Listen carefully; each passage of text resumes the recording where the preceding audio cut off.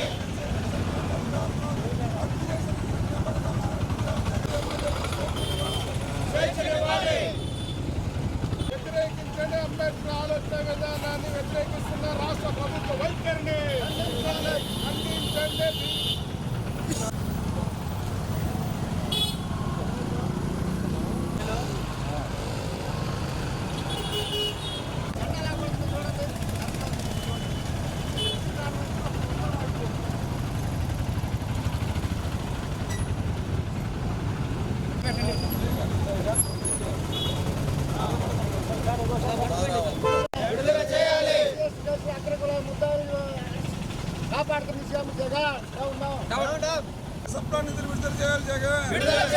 SC relief funds ఆపేసి జగన్ ప్రభుత్వం ఆపేసిన ఎస్సీ రిలీఫ్ ఫండ్స్ విడుదల చేయాలి జగన్.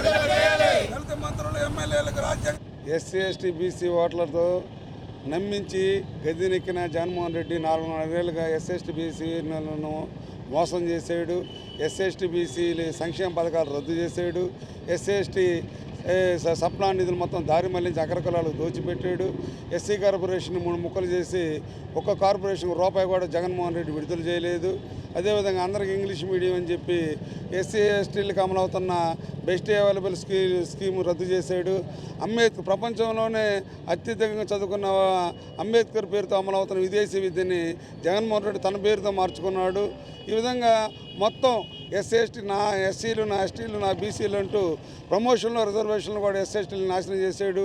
మెడికల్ కాలేజీల్లో కూడా ఎస్సీ ఎస్టీ బీసీలకు సీట్లు రాకుండా అది ప్రైవేట్ మేనేజ్మెంట్ కోటాలు అమ్ముకున్నారు. ఈ విధంగా ఎస్సీ ఎస్టీ బీసీలు అన్ని రకాలుగా మోసం చేశాడు జగన్మోహన్ రెడ్డి. అదేవిధంగా దళిత మంత్రులు ఎమ్మెల్యేలకు కూడా స్వేచ్ఛగా కల్పించలేదు. అంబేద్కర్ కల్పించిన రాజ్యాంగం ద్వారా ఎన్నికైన మంత్రులు ఎమ్మెల్యేలు ఉప ముఖ్యమంత్రి కూడా జగన్ పాలనలో స్వేచ్ఛ లేదు.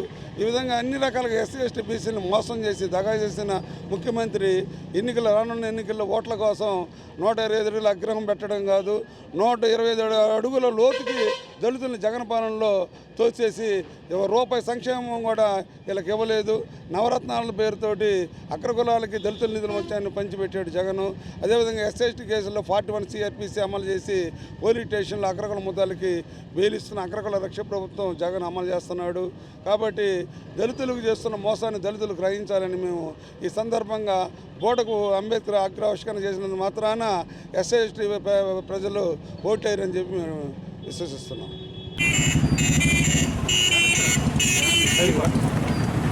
ఈరోజు విజయవాడలో అంబేద్కర్ విగ్రహావిష్కరణ కార్యక్రమాన్ని మరి ముఖ్యమంత్రి ఆవిష్కరిస్తున్నట్టు చెప్పడం జరుగుతూ ఉంది. మేము దాన్ని దళిత ప్రజా సంఘాల వైపు నుంచి ప్రకాశం జిల్లా మరి అంబేద్కరిస్టులుగా మేము ఈరోజు దాన్ని వ్యతిరేకిస్తూ ఉన్నాం.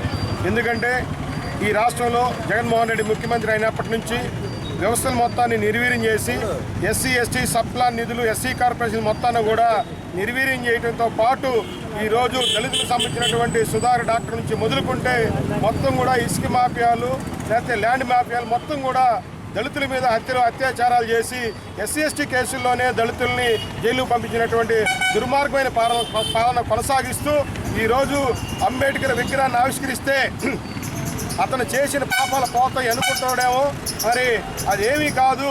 ఈరోజు దళితుల తిరుగుబాటుకి ఖచ్చితంగా వచ్చే ఎన్నికల్లో ఖచ్చితంగా జగన్మోహన్ రెడ్డికి గుణపాఠం చెబుతారు. నేను మీ మేనమావనని దళితవాదినని బైబిల్ పట్టుకొని కుటుంబం మొత్తం కూడా పర్యటన చేస్తే మరి అందరూ దళితులు నమ్మి ఓటేశారు.